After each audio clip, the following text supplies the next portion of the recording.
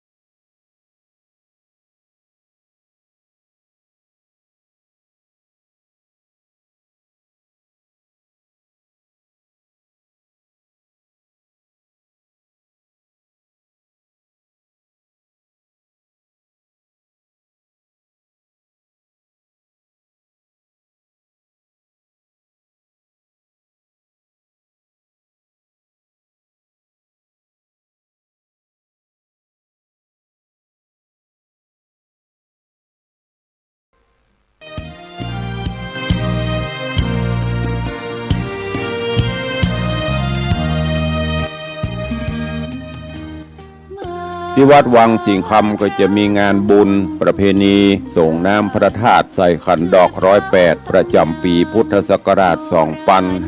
2568ปีนี้ตรงกับวันที่23 24 25หรือ23 24 25เดือนมิถุนายนการนี้ก็จะมีกิจกรรม3วัน3คืนนี้ก็คือเปิดโอกาสให้ญาติโยมทั้งหลายได้ใส่ขันดอก108ปูจาคุณพระรัตนตรัยแก้วเจ้าพระพุทธพระธรรมพระสงฆ์หรือปูจาคุณหลวง108ได้มีกิจกรรมส่งน้ำพระธาตุดังนั้นก็ขอเจริญปอนเจริญเนอะพี่น้องญาติโยมได้มาร่วมว่างวันไหนก็มาเริ่ม23 24 25มิถุนายนนี้เนอะท่านผู้ใดจะมีกุศลและจิตเจตนาศรัทธาในการร่วมเป็นเจ้าภาพสังฆทานชุดใหญ่ชุดละ 1,000 บาทสังฆทานชุดน้อยชุดละ500 บาทใครจะร่วมก็แจ้งความจำนงได้เข้ามาที่เบอร์โทรศัพท์0817836540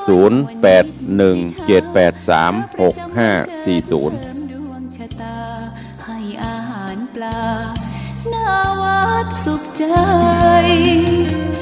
เชิญรวมบุญส่งน้ำพระธาตุน้อมใจอภิวาทข่าวสารเพื่อการประชาสัมพันธ์ขอเชิญชวนผู้ใจบุญใจกุศลร่วมทำบุญทอดผ้าป่าสามัคคีประจำปีพุทธศักราช 2568 เพื่อบูรณะวิหารปูพื้นกระเบื้องไวนิลตารางเมตรละ 699 บาทจำนวน 150 ตารางเมตรทำโครงเหล็กป้องกันนกรอบวิหารราดพื้นเททรายล้างหน้าวิหารราวบันไดเหล็กสแตนเลสทาสี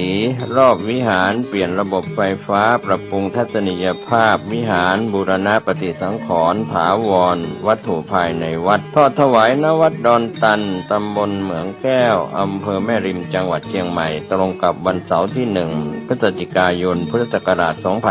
2568 ช่วงเช้า 9:39 นาทีเป็นต้นไปก็ขอเชิญชวนศรัทธานักศีลนักบุญทั้งหลายร่วมงานบุญทอดผ้าป่าสามัคคีครั้งนี้เพื่อบูรณะวิหารปูพื้นกระเบื้องไวนิลรวมไปถึงทำโครงเหล็กป้องกัน นกรอบวิหารราดพื้นเททรายร้างหน้าวิหารราวบันไดเหล็กสแตนเลสทาสีรอบวิหารเปลี่ยนระบบไฟฟ้าปรับปรุงทัศนียภาพวิหารบูรณะปฏิสังขรณ์ถาวรวัตถุภายในวัดดอนตันตำบลเหมืองแก้วอำเภอแม่ริมจังหวัดเชียงใหม่เสาร์ที่1 พฤศจิกายน 2568 นี้เชิญท่านร่วมงานร่วมบุญร่วมบริจาคได้บุญได้กุศลโดยทั่วหน้ากัน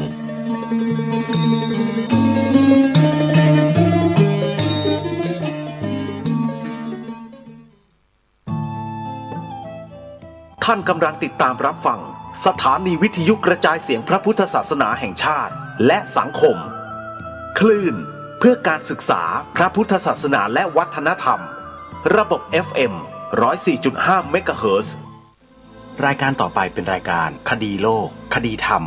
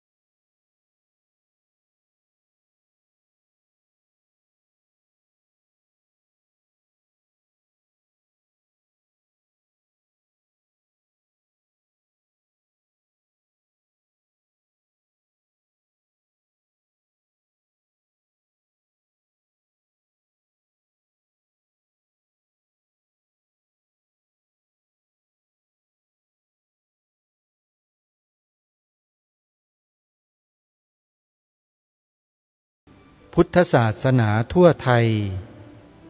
เพื่อรับสถานีวิทยุพระพุทธศาสนา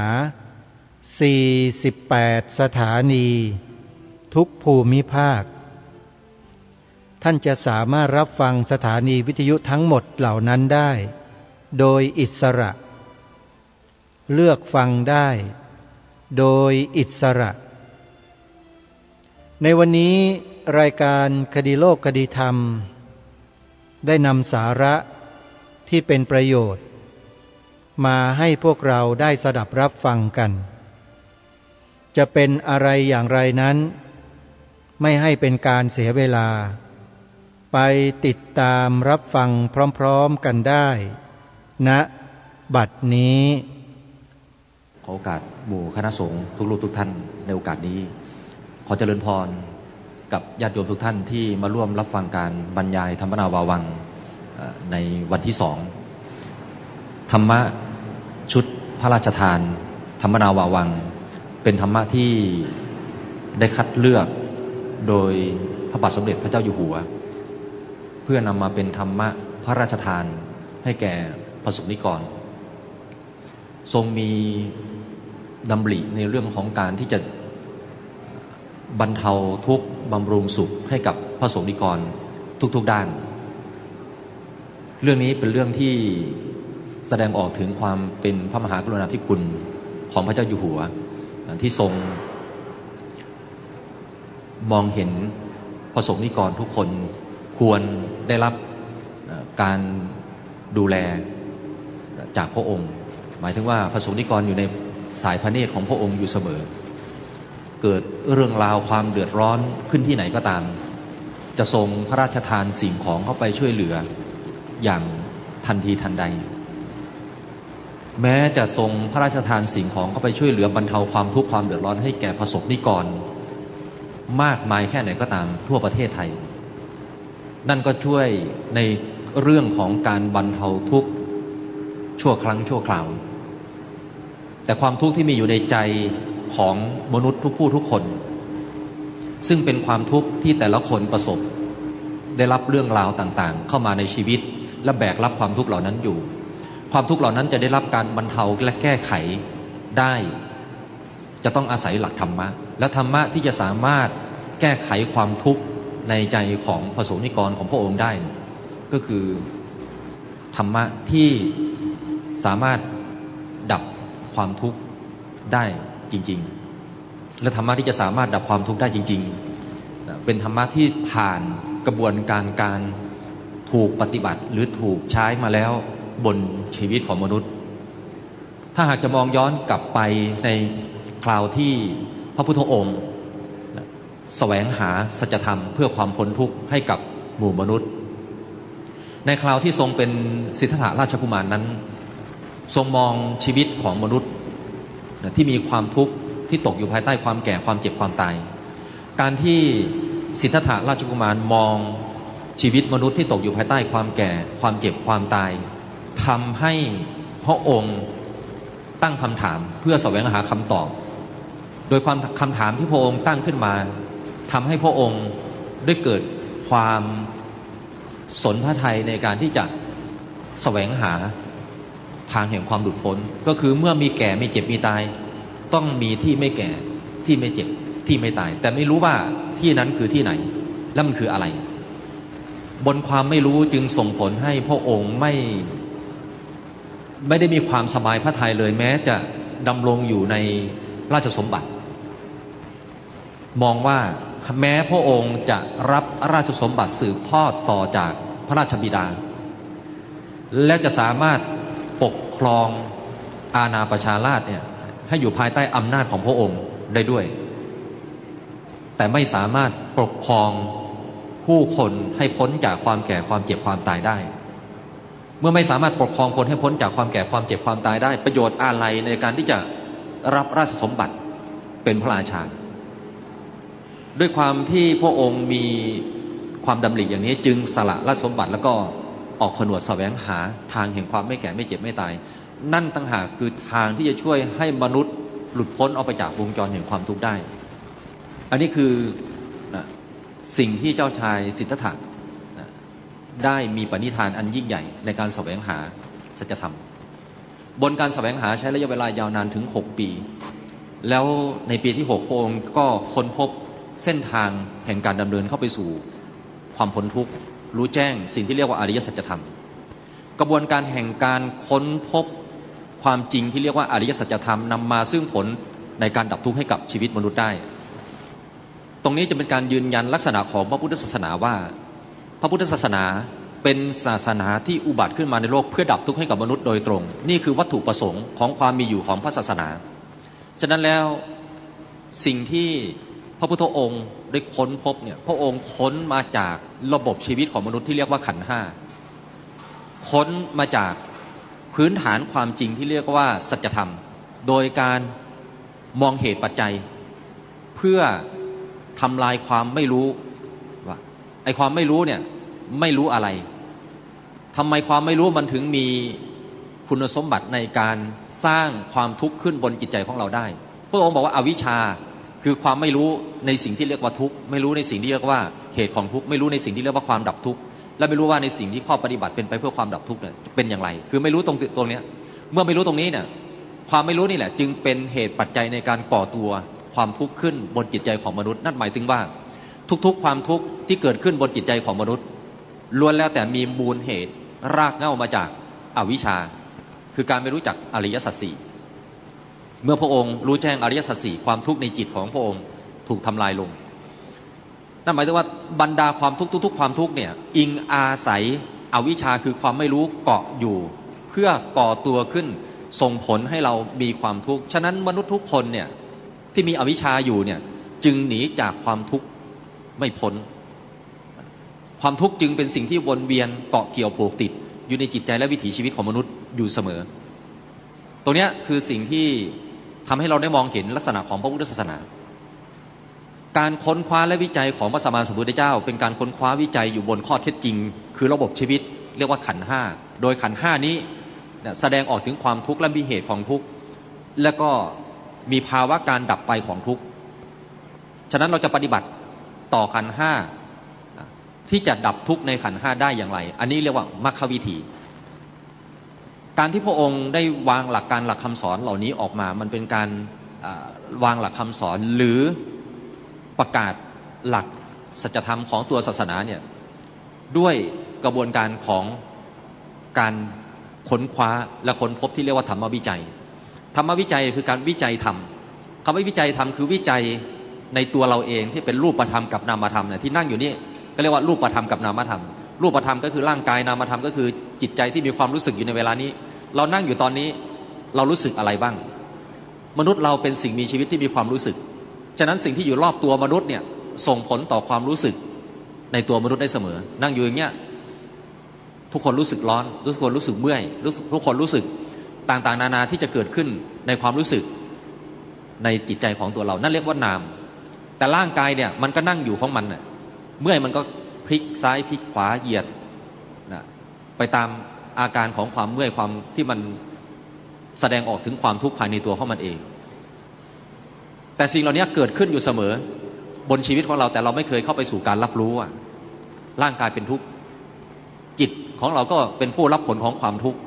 ใช่ไหมล่ะพอใจบ้างไม่พอใจบ้างสุขใจทุกข์ใจดีใจเสียใจโกรธเกลียดโมโหรักชังนี่คือสภาพนามธรรมคือจิตใจที่แบกรับเรื่องราวอารมณ์ที่เป็นความทุกข์อยู่ในภายในตนเองอยู่เสมอฉะนั้นพระพุทธองค์เนี่ยค้นพบหลักที่เรียกว่าอริยสัจธรรม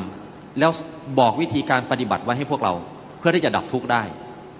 เนื่องจากว่าพระบาทสมเด็จพระเจ้าอยู่หัวทรงประสงค์อยากจะให้ประสงค์นิกรเนี่ยได้มีองค์ความรู้หรือข้อปฏิบัติทางด้านหลักธรรมในการที่จะเอาไปสู่การแก้ไขความทุกข์ภายในจิตใจของ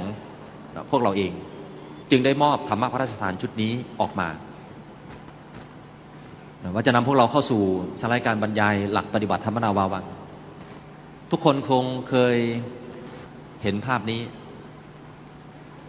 ฉะนั้นแล้วในคราวแรกเนี่ยหลักปฏิบัติธรรมนาวาวังเนี่ยได้ถูกพระราชทานผ่านภาพแบบที่อยู่ในสไลด์นี่ยังไม่มีหนังสือธรรมะพระราชทานออกมาเป็นเพียงแต่ว่าภาพฝีพระหัตถ์ที่ถูกพระราชทานออกมาตอนแรกหลายคนก็งงๆอยู่ว่ามันคืออะไรซึ่งมาพร้อมกับในคราวที่มีการอัญเชิญพระบรมสารีริกธาตุเข้ามาสู่ประเทศไทยในปีที่แล้วตรงนี้ก็เลยทำให้อาตมาจะต้องมาทำความเข้าใจและทำให้พวกเราได้เกิดการเรียนรู้ว่าหลักปฏิบัติธรรมนาวาวังที่ถูกพระราชทานออกมาเนี่ยจะเกิดผลลัพธ์แล้วก็สร้างคุณค่าภายในชีวิตและจิตใจของพวกเราในทางที่จะเป็นไปเพื่อการดับทุกข์ได้อย่างไรหลักปฏิบัตินี้เป็นหลักปฏิบัติสำคัญมากเนื่องจากว่าหลักปฏิบัติธรรมนาวาวังจะเริ่มต้นจากการยึดพึ่งพระรัตนตรัยเป็นสำคัญศาสนาในระยะเวลาที่ผ่านมาหลายครั้งที่พวกเราเดินเข้ามาสู่ศาสนาเพื่อหวังพึ่งพาอะไรบางอย่างจากศาสนาและสิ่งที่เรานำไปสู่การพึ่งพานั้นไม่ใช่การพึ่งพาศาสนาที่ตัวหลักคำสอนการที่เราไม่ได้พึ่งพาศาสนาที่ตัวหลักคำสอนจึงส่งผลให้เราไม่ได้รับประโยชน์จากศาสนาอย่างแท้จริงการที่เราไม่ได้รับประโยชน์จากศาสนาหลายครั้งหรือหลายหนมากที่เราเองเนี่ยรู้สึกว่าศาสนาไม่ได้ตอบโจทย์ต่อการใช้ชีวิตของพวกเราเองเพราะเรารู้สึกว่าเราเข้ามาสู่ศาสนาแต่ทำไมเรายังไม่ได้รับประโยชน์อันนั้นหรือที่คนได้รับประโยชน์ก็พอมีอยู่แต่ประโยชน์จริงๆหรือสาระสำคัญที่จะเข้ามาสู่ศาสนาที่เราจะได้รับก็คือการได้หลักคำสอนเข้าไปสู่การประพฤติปฏิบัติภายในตนสิ่งหนึ่งที่ทำให้เห็นความเป็นพุทธศาสนาต่อพุทธบริษัทที่มีความเชื่อมโยงต่อกันและกันก็คือความเข้าใจหลักคำสอนทางศาสนาของพุทธบริษัทมีความเข้าใจต่อหลักคำสอนนี้น้อยมากก็มีสาเหตุหลายประการที่ทำให้พวกเราเดินเข้ามาสู่ศาสนาแล้วไม่ได้รับหลักคำสอนอย่างตรงไปตรงมาแล้วเราไม่สามารถที่จะใช้หลักคำสอนนั้นเข้ามาสู่การปฏิบัติกับตัวเราแบบตรงไปตรงมาเหมือนกันจึงส่งผลให้เกิดปัญหาในการที่จะรับ หลักคำสอนเข้ามาสู่การใช้บนชีวิตของพวกเราเองฉะนั้นหลักปฏิบัติธรรมนาวาวังจะทำให้เราได้รับหลักคำสอนเหล่านี้เอาไปใช้แล้วเอาไปปฏิบัติให้ถูกต้องหลักปฏิบัติธรรมนาวาวังนี้มุ่งเน้น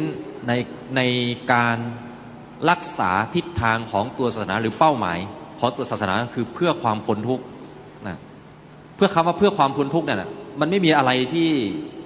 ยิ่งใหญ่ไปกว่าการที่พ้นออกมาจากความทุกข์แล้วชีวิตเราจะอยู่ดีมีสุขทางด้านเครื่องอำนวยผลตอบสนองในสิ่งต่างๆมากมายแค่ไหนก็ตามแต่หากว่าจิตใจของเราจมปลักอยู่กับความทุกข์อยู่ชีวิตนั้นก็เป็นชีวิตที่ไม่มีคุณภาพฉะนั้นจิตที่พ้นออกมาจากความทุกข์แม้ชีวิตไม่ได้อยู่ดีมีสุขในเรื่องการที่ได้รับเครื่องตอบสนองในความเป็นอยู่การดำรงชีพที่ฝืดเคืองอะไรต่างๆที่มันดำรงอยู่แต่จิตเนี่ยมันไม่มีความทุกข์ในตัวเองมันก็สามารถที่จะเป็นชีวิตที่มีคุณภาพเป็นชีวิตที่ดีได้หรือเราอาจจะยังไม่ถึงขั้นที่จะดับทุกข์ได้จริงๆแต่เราก็สามารถที่จะนำองค์ความรู้ในหลักปฏิบัตินี้ไปสู่การปฏิบัติและแก้ไขความทุกข์ให้กับตัวเราได้ในการบางคราวที่มีความทุกข์เกิดขึ้นฉะนั้นการมีความรู้ในการที่จะปฏิบัติต่อความทุกข์ที่เกิดขึ้นบนจิตใจเราเองนั่นหมายถึงว่าเราไม่ต้องไปให้ใครดับทุกข์ให้กับเราแต่ตัวเรานั่นแหละที่จะต้องดับทุกข์ให้กับตัวเราเพราะว่าความทุกข์ที่เกิดขึ้นมันเกิดขึ้นมาจากตัวเราเองไม่ได้เกิดขึ้นมาจากสิ่งอื่นถ้าเรายังมองว่าความทุกข์เกิดจากคนนั้นทำให้เราคนนี้ทำให้เราคนโน้นทำให้เราเพราะสิ่งนั้นสิ่งนี้ที่อยู่นอกตัวเราทำให้เรามีความทุกข์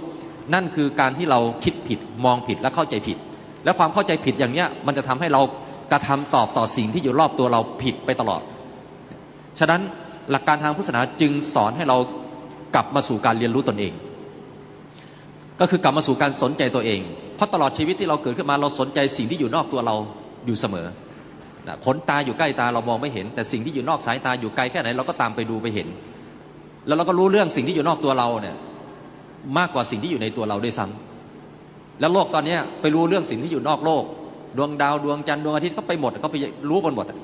แต่เขาไม่รู้ว่าความทุกข์ที่เกิดขึ้นบนจิตใจเขาเนี่ยเวลามันเกิดแล้วเขาจะเอาออกจากใจเขาได้อย่างไรไม่รู้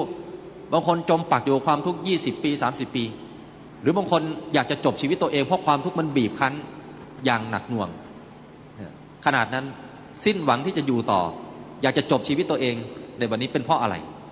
นั่นคือขาดความรู้ความเข้าใจทั้งที่หลักคำสอนของพุทธศาสนาเนี่ยยังมีอยู่นะไม่ใช่ไม่มีทำไมเราไม่สามารถเอาหลักคำสอนเหล่านี้เอามาใช้ในการถอดถอนความทุกข์ออกจากใจของเราได้ตอนนี้พระอาจารย์ได้รับการติดต่อจากหน่วยงานที่ทำเกี่ยวกับสุขภาวะทางจิตใจเนี่ยหน่วยงานของกรมจิตแพทย์เนี่ยมาปรึกษาว่าตอนนี้มีพระสงฆ์เริ่มไม่ใช่เริ่มมีความแนวโน้มในการเป็นผู้ป่วยซึมเศร้าเพิ่มมากขึ้นนี่คือพระสงฆ์นะคือถ้าเรามองภาพแบบในสิ่งที่เรามองเข้ามาหาวัดหรือพระสงฆ์เรามองเห็นภาพที่เราจะได้รับก็คือพระสงฆ์คือผู้ที่ท่านมีหลักธรรมะที่จะแก้ไขความทุกข์บนจิตใจของท่านได้ท่านไม่น่าจะมีปัญหาในเรื่องนี้แต่ตอนนี้มีแล้วนะแล้วก็มีเพิ่มมากขึ้นเรื่อยๆตรงนี้มันกำลังบ่งบอกว่าศาสนาที่มีอยู่ในเวลานี้เนี่ยควรจะมีอยู่โดยการที่ควรจะสร้างบทบาทสำคัญในการที่จะทำให้ศาสนาเนี่ยแสดงออกถึงความเป็นศาสนาในด้านการดับทุกข์จริงๆให้กับมนุษย์ได้ด้านอื่นๆเนี่ยไม่ได้มีความสำคัญเท่ากับการที่จะนำหลักคำสอนออกมาสู่การใช้แล้วมาปฏิบัติในการที่จะแก้ไขปัญหาคิดดูว่าทั้งที่พระเนี่ยอยู่ในวัดเนี่ยสวดมนต์ทำวัดเช้าเย็นเช้าเย็นเช้าเย็นนะแต่สภาพจิตใจกลับไม่ได้รับการแก้ไขในสิ่งที่จะส่งผลต่อความรู้สึกทางด้านจิตใจเป็นผู้แบกรับความทุกข์ไม่ต่างจากชาวบ้านเหมือนกันตรงนี้จึงทำให้ได้มองเห็นว่าเราจะทบทวนหลักคำสอนยังไงทางศาสนาที่ออกมาเป็นรูปแบบขององค์ความรู้ได้จะช่วยทำให้นำวิธีการนี้เอาไปใช้ได้และแก้ไขความทุกข์ภายในใจของเขาได้ซึ่งเรื่องนี้มันสอดคล้องกับสภาพของสังคมสอดคล้องกับยุคสมัยที่มันเปลี่ยนไปสอดคล้องกับอะไรต่างๆในใหม่ๆที่มันเกิดขึ้นในยุคโซเชียลมีเดียเนี่ยที่ทำให้จิตใจของมนุษย์เนี่ยไม่ได้อยู่กับความเป็นจริงแล้วเราอยู่ในโลกของโลกเสมือนจริงเนี่ยตรงนี้แหละคือสิ่งที่จะ ทำให้หลักปฏิบัติธรรมนาวาวังได้มีบทบาทสำคัญที่จะทำหน้าที่ทางด้านศาสนาที่จะเป็นตัวหลักคำสอนเข้าไปสู่การใช้และปฏิบัติเพื่อได้แก้ไขความทุกข์ในจิตใจของเราพระรัตนตรัยอันดับแรกก็คือจุดประสงค์ของหลักปฏิบัติธรรมนาวาวังคือการสร้างการยึดพึ่งพระรัตนตรัยโดยความเป็นพระรัตนตรัยคำว่าสร้างการยึดพึ่งพระรัตนตรัยโดยความเป็นพระรัตนตรัยเนี่ยมันจะมีคำว่าโดยความเป็นพระรัตนตรัยเราได้ยินคำว่าพระรัตนตรัยก็จริงอ่ะแต่ว่าโดยความเป็นพระรัตนตรัยจริงๆมันคืออะไรในความหมายคำว่าโดยความเป็นพระรัตนตรัยที่ธรรมนาวาวังให้คำนิยามก็คือพระรัตนตรัยที่เป็นพระรัตนตรัยโดยหลักธรรมชาติคำว่าหลักธรรมชาติคือหลักแห่งสัจจะหรือหลักแห่งความจริงเป็นความจริงที่พวกเราไม่เคยพบพระพุทธเจ้าเลยนี่คือความจริงพระองค์ปรินิพพานไปแล้วแล้วพระองค์ก็ตรัสไว้ชัดเจนว่ากายของตถาคตดำรงอยู่ตราบเท่าที่ยังไม่ปรินิพพานมนุษย์เทวดาทั้งหลายยังจะเห็นตถาคตได้อยู่แต่เมื่อกายของตถาคตปรินิพพานไปแล้วคือดับสลายไปแล้วมนุษย์และเทวดาจะไม่เห็นตถาคตปรากฏขึ้นอีกในที่ไหนๆใดๆเลยไม่มีก็คือพระองค์ปรินิพพานดับเข้าสู่นิพพานไปแล้วไม่มีใครจะเจอพระองค์อีกฉะนั้นแล้วตรงนี้เป็นการชี้ให้เราได้เห็นว่าถ้าหากว่าพระรัตนตรัยคือตัวพระพุทธเจ้าแล้วพุทธะนี่คือตัวพระพุทธเจ้าถ้าพุทธองค์ปรินิพพานไปแล้วแสดงว่าพุทธรัตนะไม่มีแล้วใช่ไหมหรือยังมีอยู่มีหรือไม่มีพุทธรัตนะยังมีอยู่ไหมถ้าเราจะพูดถึงธรรมรัตนะเรายังพอที่จะสามารถที่จะเข้าใจได้ว่าธรรมรัตนะคือคำสอนยังมีอยู่สังฆรัตนะเราอาจจะมองมาที่พระสงฆ์ก็ได้ว่ายังมีอยู่แต่พุทธรัตนะเนี่ยปรินิพพานไปแล้วเนี่ยพุทธรัตนะยังมีอยู่ไหมมีหรือไม่มีชาวสุรินทร์พระพุทธเจ้าปรินิพพานไปแล้วพุทธรัตนะยังมีอยู่ไหมมีอยู่และมีอยู่ที่ไหน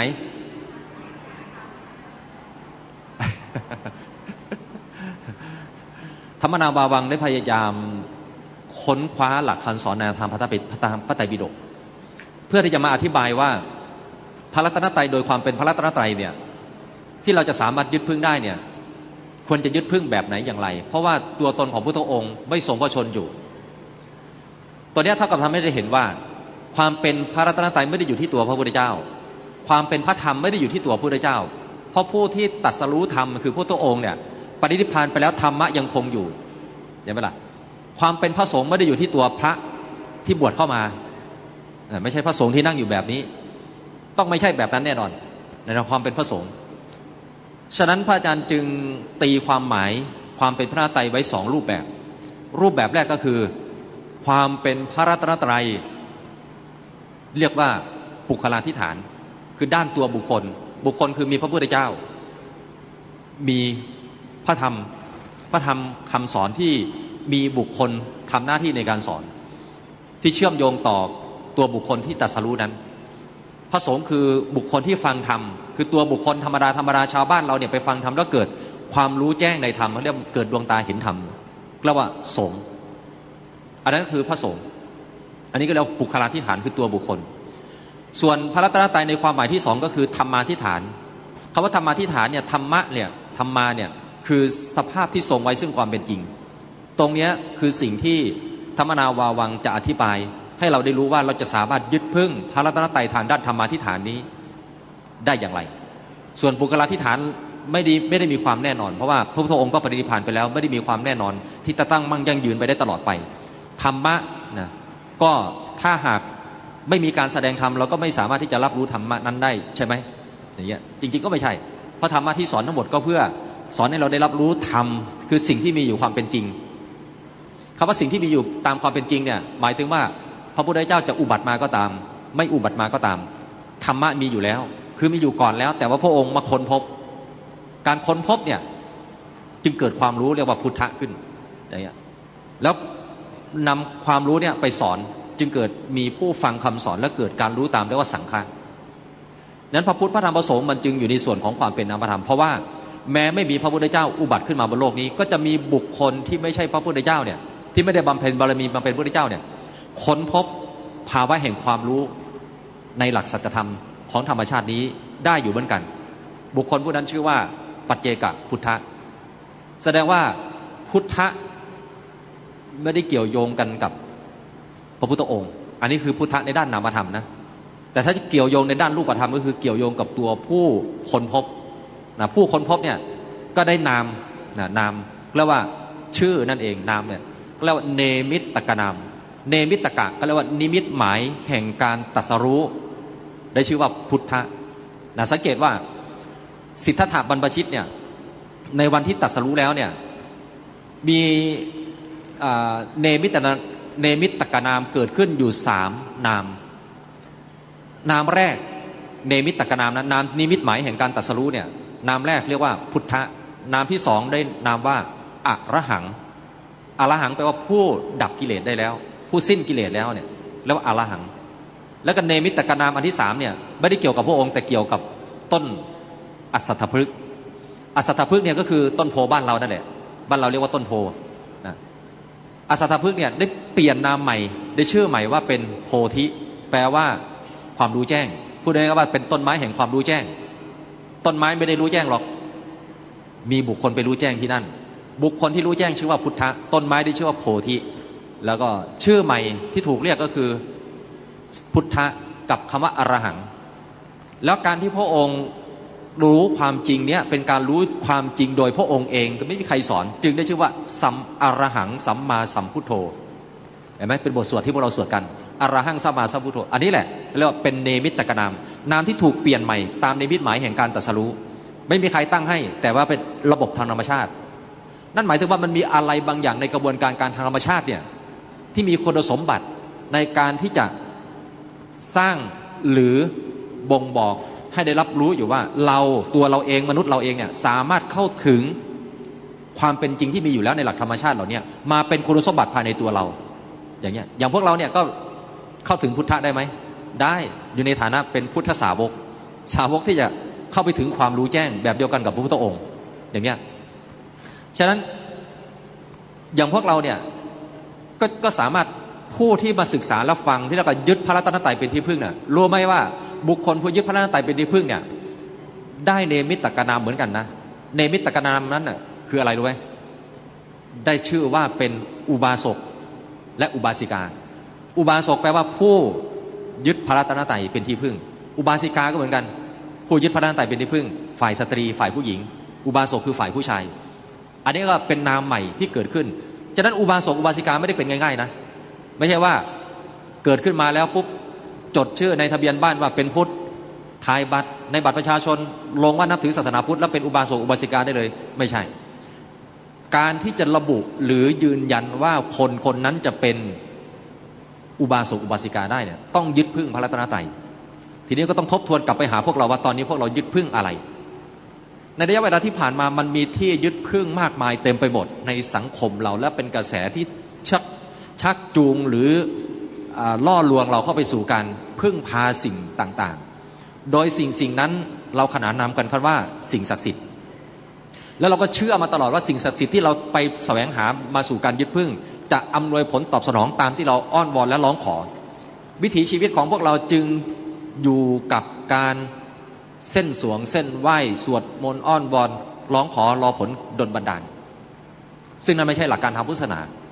วิธีการเหล่านี้มีการทำมาก่อนหน้าที่พุทธองค์จะมาตรัสรู้แล้วเขาทำอยู่ในรูปแบบของเหล่าพราหมณ์ทั้งหลายเขาบวงสรวงพระผู้เป็นเจ้าของเขาคือพระพรหมอย่างเงี้ยเขาจะมีวิธีการเหล่านี้แหละแต่นั่นไม่ใช่ลักษณะของพุทธศาสนาแล้วเมื่อพระพุทธองค์อุบัติขึ้นมีความรู้ขึ้นตามความเป็นจริงพระองค์ประกาศสัจธรรมเพื่อดึงคนออกจากวิถีการเหล่านั้นเข้ามาสู่การพึ่งพาตนเองที่เรียกว่าอัตตาหิอัตโนนาโถด้วยเหตุนี้พระพุทธศาสนาจึงเป็นศาสนาที่พึ่งพาตนเองคนที่จะพึ่งพาตัวเองได้แสดงว่าคนนั้นมีความเข้มแข็งภายในจิตใจที่มากพอมีศักยภาพทางจิตใจที่ดีพอที่จะพึ่งพาตัวเองได้นอกจากจะเป็นพึ่งพาตัวเองได้แล้วยังเป็นที่พึ่งพาให้กับคนอื่นได้นี่คือองค์คุณสำคัญของศาสนาที่จะเข้ามาสู่การพัฒนาชีวิตและจิตใจของพวกเราเวลาเราเจอกับความทุกข์จิตใจที่มีความอ่อนแออยู่เจอความทุกข์เกิดขึ้นบนจิตใจมันจะแบกรับความทุกข์นั้นไหวหรือเปล่าแน่นอนไม่ไหวแต่ถ้าจิตใจเราเข้มแข็งอยู่ในภายในเนี่ยเวลาเจอความทุกข์เข้ามากระทบเราสามารถที่จะกล้าเผชิญกับความทุกข์เหล่านั้นได้และผ่านห่วงเวลาของความทุกข์ได้ สิ่งเหล่านี้มันมีความเชื่อมโยงกันกับศาสนาการใช้ชีวิตและการฝึกฝนและพัฒนาจิตใจของพวกเราเองนะให้เข้าไปสู่ระดับของการเป็นผู้มีสติปัญญาภายในตนพระพุทธเจ้าจึงวางหลักการศาสนาไว้ตามรูปแบบที่เราจะสามารถนำมาสู่การประพฤติปฏิบัติภายในเราในตัวเราแล้วก็เอามาสู่การฝึกฝนและพัฒนาตัวของเราให้เป็นผู้สามารถพึ่งพาตัวเองได้ทำไมเราต้องพึ่งพาตัวเราเพราะกฎสัจธรรมกำหนดไว้ตายตัวว่ากัมมุนาวัตติโลโกทุกคนเป็นไปตามการกระทำของตนกฎธรรมชาติเราเนี่ยกำกับไว้แล้วว่าเมื่อทุกคนต้องเป็นไปตามการกระทำของตนไม่มีใครในโลกที่จะมาเสกสรรปั้นแต่งเราให้ดีหรือชั่วให้สุขหรือทุกข์ได้นอกจากการกระทำของเราเองถ้าหากเราตระหนักรู้ว่าสิ่งใดก็ตามที่เราจะทำลงไปมันคือผลลัพธ์ที่จะลองตอบสนองต่อชีวิตเราในวันข้างหน้าแน่นอนเราจะระมัดระวังเรื่องการกระทำเป็นอย่างมากและการที่เราเข้ามาสู่หลักการของการเรียนรู้กฎสัจธรรมว่าใครทำสิ่งใดย่อมได้รับสิ่งนั้นนั่นหมายถึงชีวิตเราจะต้องขึ้นตรงต่อระบบกรรมเรียกว่าระบบการแห่งการกระทำระบบแห่งการกระทำเนี่ยคือระบบขับเคลื่อนชีวิตของเราอย่างแท้จริงทำดีความดีจะเข้ามาสู่การขับเคลื่อนชีวิตเราเองทำไม่ดีความไม่ดีก็เข้ามาสู่การขับเคลื่อนชีวิตเองชีวิตเราจะเจอสุขหรือทุกข์ดีหรือชั่วโชคดีโชคร้ายอะไรต่างๆที่จะเกิดขึ้นไม่ได้มาจากสิ่งอื่นไม่ได้มาจากเรื่องราวอื่นๆหรือบุคคลอื่นหรือเหตุปัจจัยภายนอกแต่ล้วนแล้วมาจากวิบากกรรมที่เราได้ทำไว้รองรับชีวิตเราและจัดตอบสนองต่อชีวิตเราอยู่ตลอดเวลานี่คือข้อเท็จจริงที่เราควรจะต้องเข้าใจหลักการทางพุทธศาสนาให้ชัดเจนถ้าเราไม่เข้าใจกฎเกณฑ์นี้เราจะเอาชีวิตเราไปผูกติดอยู่กับคำว่าสิ่งศักดิ์สิทธิ์นะเราก็ต้องมาดูว่าสิ่งศักดิ์สิทธิ์เนี่ยเกิดมาจากอะไรสิ่งศักดิ์สิทธิ์เกิดมาจากมนุษย์นี่แหละพยายามสร้างสิ่งใดสิ่งหนึ่งขึ้นมาแล้วสิ่งที่ถูกสร้างขึ้นมาเนี่ยเราไปขนานนามสิ่งนั้นว่าเป็นสิ่งศักดิ์สิทธิ์เมื่อเราไปขนานนามสิ่งเหล่านั้นว่าเป็นสิ่งศักดิ์สิทธิ์เราก็เข้าไปสู่การอ้อนวอนร้องขอสิ่งที่เราขนานนามว่าศักดิ์สิทธิ์นั้นขึ้นมาเพื่อให้สิ่งนั้นน่ะอำนวยผลตอบสนองให้กับเราให้สำเร็จเรื่องนั้นให้สำเร็จเรื่องนี้ให้ลุล่วงให้ได้ดีเราก็ทำกันอย่างนั้นเพราะเราคาดหวังให้ชีวิตเราดีขึ้นแต่เราลืมไปว่าสิ่งศักดิ์สิทธิ์นั้นน่ะมนุษย์สร้างขึ้นมาเองแล้วเมื่อมนุษย์สร้างขึ้นมาเองมนุษย์จะไปร้องขอกับใครจริงๆมนุษย์ต้องร้องขอกับตัวมนุษย์เองนั่นแหละแล้วร้องขอจากไหนร้องขอจากการลงมือกระทำถ้าเราเข้าใจตรงจุดนี้แล้วนี่คือจุดเริ่มต้นที่เราจะเข้ามาสู่การพึ่งพาตัวเองเราจะพึ่งพาตัวเองได้อย่างไรพระรัตนตรัยคือผลลัพธ์ที่จะตอบโจทย์ตรงนี้ทำไมจะต้องมีบทพระรัตนตรัยด้วยบทนี้ทั้งที่เราก็เคยสวดกันมาว่าพุทธังสรณังคัจฉามิธัมมังสรณังคัจฉามิสังฆังสรณังคัจฉามิในนี้ไม่มีใครบ้างที่ไม่เคยสวดบทนี้ทุกคนเคยสวดบทนี้ใช่ไหมเคยได้ยินเข้าหูแล้วใช่ไหมเข้าหูซ้ายแล้วลงสู่ใจไหมเข้ามาในหูแล้วลงใจหรือไปไหนอันนั้นก็เรื่องของใครของมันแล้วอันนั้นน่ะทีนี้เราสวดเนี่ยเราสวดเพื่อให้จบบทไปแต่ละวาระพิธีกรรมบ้างหรือการทำวัดสวดมนต์บ้างก็ให้จบตามบทหรือถือว่าเราได้เป็นชาวพุทธที่ทำกิจของศาสนาที่ดีแล้วเป็นชาวพุทธคนหนึ่งที่ดีแล้วคิดว่าทำแบบนี้สวดมนต์จบแล้วก็คือเสร็จแล้วได้ทำหน้าที่ของชาวพุทธแล้วมันไม่ได้จบนะเพราะถ้าเมื่อใดก็ตามเนี่ยเรายังไม่สามารถยึดพึ่งพระรัตนตรัยได้จริงๆเนี่ยนั่นคือเรายังห่างจากศาสนาอยู่เรายังไม่ได้เป็นชาวพุทธด้วยซ้ำเพราะคำว่าชาวพุทธเนี่ยมาวัดกันอยู่ตรงที่ว่าสามารถพึ่งพระรัตนตรัยได้มีอยู่คราวครั้งหนึ่งที่นางวิสาขาพาเพื่อนเนี่ยไปเข้าเฝ้าพุทธองค์แล้วฟังธรรมของพุทธองค์พอฟังธรรมจบนางวิสาขาก็พาเพื่อนเนี่ยสมาทานพระรัตนตรัยว่าจะมีพระรัตนตรัยเป็นที่พึ่งก็สมาทานด้วยคำว่าพุทธังสรณังคัจฉามิธัมมังสรณังคัจฉามิสังฆังสรณังคัจฉามินี่แหละสมาทานคำนี้แหละเมื่อสมาทานคำนี้แล้วเนี่ยเสร็จออกจากอารามแยกย้ายกันกลับบ้านเพื่อนนางวิสาขากลับไปสู่ถิ่นของตนเองพ่อแม่ปู่ย่าตายายเคยพาไหว้พระผู้เป็นเจ้าเคยประกอบพิธีกรรมแบบที่เคยทำสวดมนต์อ้อนวอนก็ไปทำแบบเดิมๆจนทำให้นางวิสาขาสงสัยว่าเพื่อนเราเนี่ย ได้สมาทานพระรัตนตรัยแล้วทำไมไม่ยึดพึ่งพระรัตนตรัยทำไมยังไปยึดพึ่งเทพเจ้ายึดพึ่งสิ่งศักดิ์สิทธิ์ยึดพึ่งความเชื่อต่างๆดั้งเดิมที่เคยมีมาก่อนหน้านี้ของบรรพบุรุษด้วยความสงสัยนี้ก็เลยไปกราบทูลพระพุทธองค์ว่าสาธุพระเจ้าค่ะเพื่อนของข้าพระองค์ได้มาสมาทานพระรัตนตรัยต่อหน้าพระองค์พอกลับไปสู่บ้านแล้วเนี่ยก็ไปประกอบพิธีทำตามการกราบไหว้ยึดถือเชื่อมั่นในลัทธิของเดิมของตนเองอยู่พระรัตนตรัยของหญิงเหล่านั้นที่เป็นเพื่อนของข้าพระองค์เนี่ยยังคงมีอยู่ไหมพระเจ้าค่ะพระพุทธองค์บอกว่าพระรัตนตรัยของหญิงเหล่านั้นขาดแล้วนะไม่รองรับฉะนั้นการที่จะมาสู่การพึ่งพระรัตนตรัยเนี่ยถ้าจะยึดพระรัตนตรัยต้องยึดพระรัตนตรัยเป็นที่พึ่งหนึ่งเดียวต้องไม่มีที่พึ่งอย่างอื่นนะเป็นที่เอามาเป็นความเชื่อมั่นทางด้านใจเราคำว่าศรัทธาเนี่ยแปลว่าความเชื่อมั่นแต่บางครั้งเนี่ยเวลาเราก็บอกว่าเราศรัทธานะศรัทธาพระพุทธพระธรรมพระสงฆ์นะแต่เวลาเกิดภัยเกิดเหตุแห่งความเดือดร้อนเกิดอันตรายเกิดความกลัวเข้าคุกคามชีวิตหรืออะไรก็ตามที่เป็นส่งผลที่ไม่ดีต่อตัวเราเนี่ยเราทำยังไงเราได้ระลึกถึงพระพุทธพระธรรมพระสงฆ์ไหมหรือเราวิ่งไปหาหมอดูวิ่งไปหาสิ่งศักดิ์สิทธิ์วิ่งไปหานาคราชพิฆเนศเวสสุวรรณวิ่งไปหาอะไรต่างๆนานาหวังพึ่งพาสิ่งเหล่านั้นว่าสิ่งเหล่านั้นจะสามารถช่วยเหลือเราได้เป็นอย่างนั้นไหมไม่ค่อยตอบกันนะเรื่องนี้เหมือนจะเคยทำกันมานอนในโรงศพ สะเดาะเคราะห์ต่อชะตาอันนั้นเรากำลังเดินหนีออกจากหลักคำสอนของพระพุทธองค์โดยที่เราไม่รู้ตัวการจะพึ่งพาพระรัตนตรัยไม่ว่าเราจะเจอความกลัวแบบไหนก็ตามเพราะศรัทธาเนี่ยมันหมายถึงความเชื่อมั่นเจอเรื่องอะไรก็ตามต้องเชื่อมั่นในพระพุทธพระธรรมพระสงฆ์เชื่อมั่นเลยไม่วางใจจากพระรัตนตรัยไปยึดพึ่งสิ่งอื่นนอกจากพระรัตนตรัยว่าสิ่งนั้นจะให้ผลดีจะทำให้ชีวิตเราเจริญจะทำให้ชีวิตเรารุ่งเรืองจะทำให้ชีวิตพ้นจากปัญหาสังเกตดีๆสิแล้วพวกเราก็เคยทำกันมาแล้วเนี่ยแต่ทำไมความทุกข์และปัญหาต่างๆมันยังวนเวียนอยู่กับชีวิตเราอีกหรือเราต้องไปทำแบบนั้นเนี่ยซ้ำแล้วซ้ำเล่าตลอดสิ้นชีวิตอย่างนั้นหรือยังไงฉะนั้นหลักการทางพุทธศาสนากำลังจะดึงพวกเราเข้ามาสู่ข้อเท็จจริง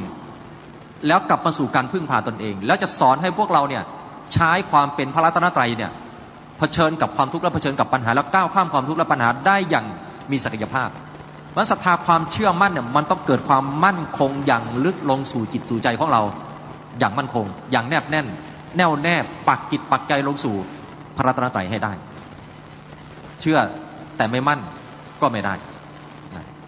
เพราะทุกวันนี้เท่าที่สังเกตดูเราบอกว่าเรานับถือพุทธแต่บางครั้ง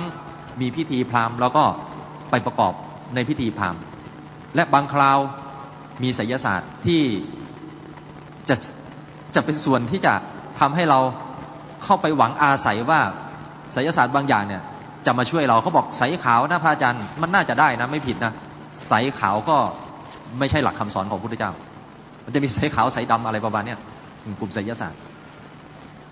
ชาวพุทธเราเนี่ยไม่ได้หยุดอยู่แค่พระรัตนตรัยนะอะไรก็ตามที่เชื่อว่าสิ่งนั้นน่ะ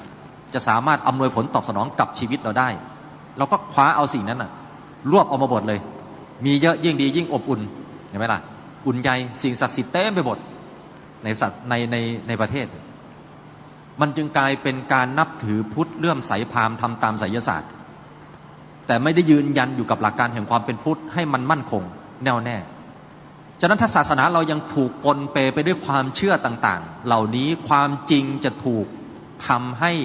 ลดทอนความสำคัญแล้วเราจะไม่เห็นความสำคัญของหลักสัจจะหรือหลักความจริงในชีวิตของเราเองพุทธศาสนากำลังจะบอกให้พวกเรายืนอยู่บนหลักการแห่งความเป็นจริงแล้วอาศัยความเป็นจริงนี่แหละพัฒนาฝึกฝนจิตใจตัวเราให้เข้มแข็ง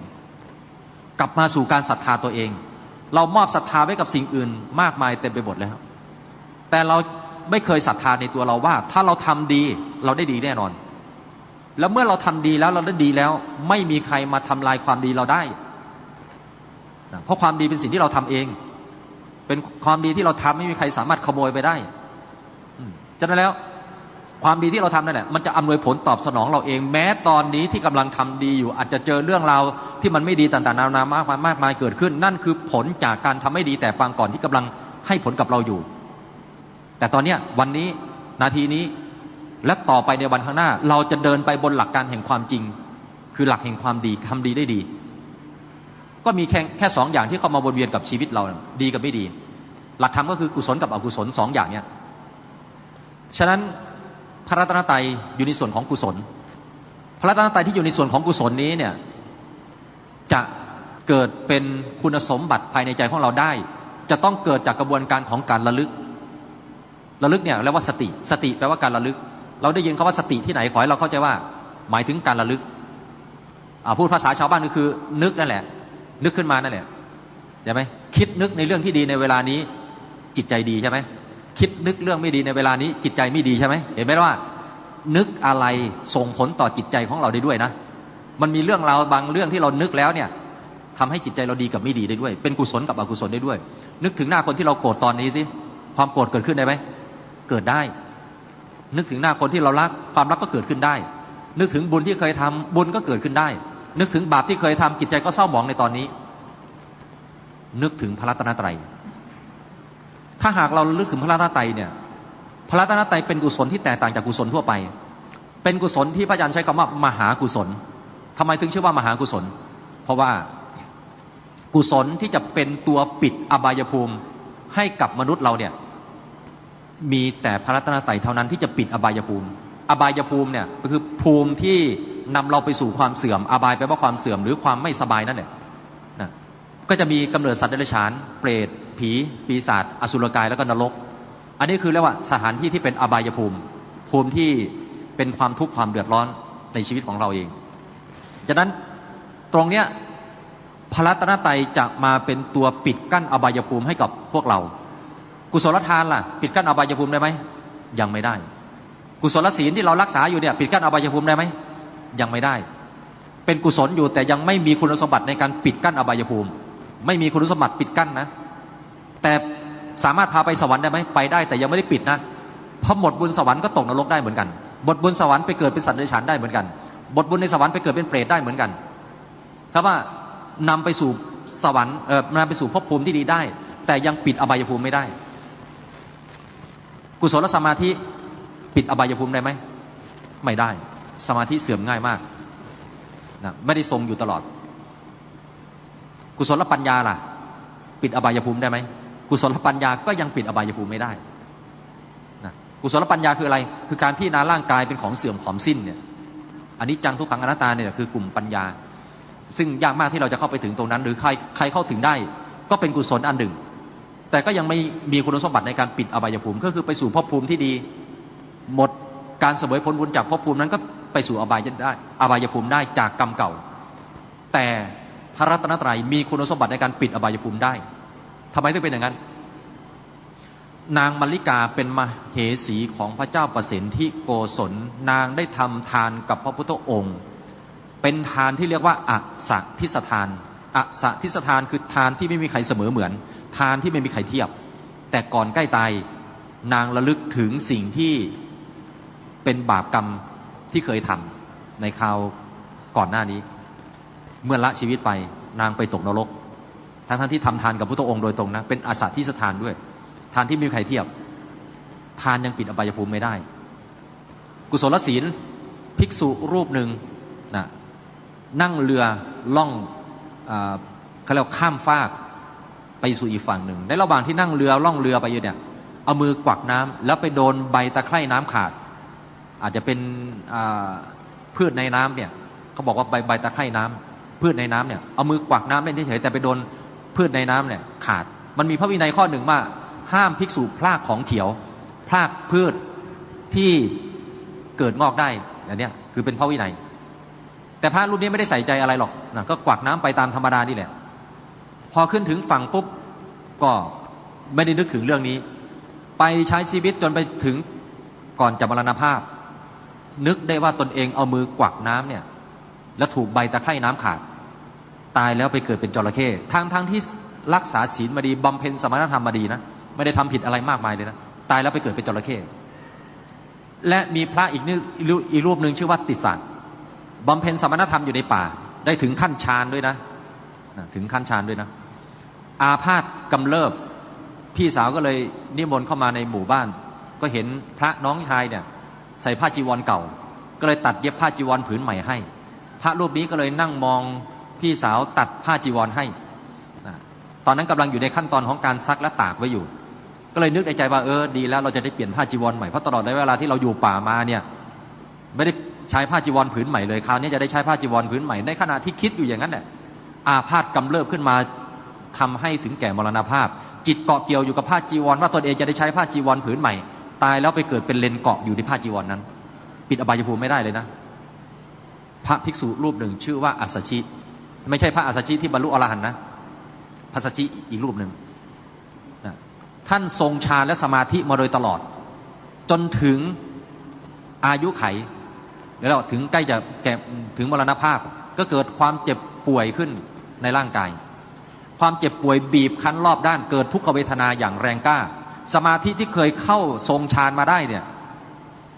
ไม่สามารถทรงได้เพราะว่าเวทนาบีบคั้นอย่างแรงกล้ามากปวดแล้วก็ไม่สามารถเข้าสมาธิได้พอไม่สามารถเข้าสมาธิได้ครั้งนั้นก็โอ้โหร้องครวญครางโอดโอยขึ้นมาเลยสมาธินี่เสื่อมได้นะมันไม่สามารถจะทรงได้ตลอดไปนะกระวนกระวายทางใจแล้วทีนี้กระสับกระส่ายแล้วทีนี้ก็เลยให้พระลูกศิษย์นี่หามขึ้นเตียงแล้วก็ไปเข้าเฝ้าพระพุทธองค์พอไปเข้าเฝ้าพุทธองค์เนี่ยก็เลยกราบทูลถามพุทธองค์ว่าสาธุพระเจ้าค่ะเวทนาบีบคั้นข้าพระองค์มากขนาดนี้ข้าพระองค์บำเพ็ญคุณธรรมมาตลอดในการที่บวชเข้ามาเนี่ยจิตใจของข้าพระองค์เดือดร้อนกระสับกระส่ายสงสัยว่าคุณธรรมที่ข้าพระองค์ได้มาเสื่อมสิ้นหมดแล้วพระเจ้าค่ะ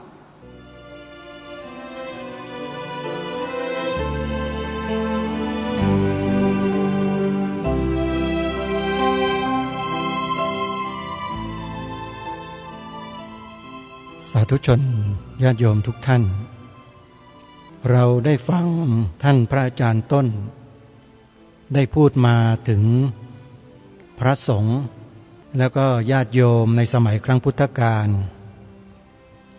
ถึงแม้ว่าจะมีการบำเพ็ญทานศีลสมาธิอย่างเข้มข้นมาเกือบตลอดชีวิตก็ตามแต่เมื่อเวลาใกล้จะตายจิตก็ตวัดไปถึงเหตุการณ์ที่ตนเองได้คิดได้กระทำเอาไว้นั้นก็สามารถนำไปสู่อบายภูมิได้ท่านได้สรุปในแต่ละเคสบอกว่าศีลสมาธิหรือทานที่พวกเราได้ทำกันอยู่เนี่ยไม่ใช่สิ่งที่จะสามารถขวางกั้นอบายภูมิได้นะแต่ท่านยังอธิบายยังไม่จบเวลาของรายการหมดซะก่อนท่านผู้ฟังแล้วเดี๋ยวครั้งต่อไปเรามาติดตามรับฟังกันว่าแล้วจะทำอย่างไรล่ะถึงจะให้เวลาใกล้จะตายแล้วจิตจึงไม่ตวัดไปสู่อบายภูมิตรงนี้สำคัญเดี๋ยวครั้งต่อไปเรามาติดตามรับฟังกันวันนี้เวลาของรายการหมดแล้วท่านผู้ฟังต้องขอสมมุติยุติไว้แต่เพียงเท่านี้พบกับรายการได้ใหม่ในวันต่อไปขอความสุขความสวัสดีในธรรมแห่งองค์สมเด็จพระบรมศาสดาสัมมาสัมพุทธเจ้าจงปรากฏเกิดมีขึ้นในจิตใจของท่านผู้ฟังทุกท่านทุกคนเทินขอเจริญพร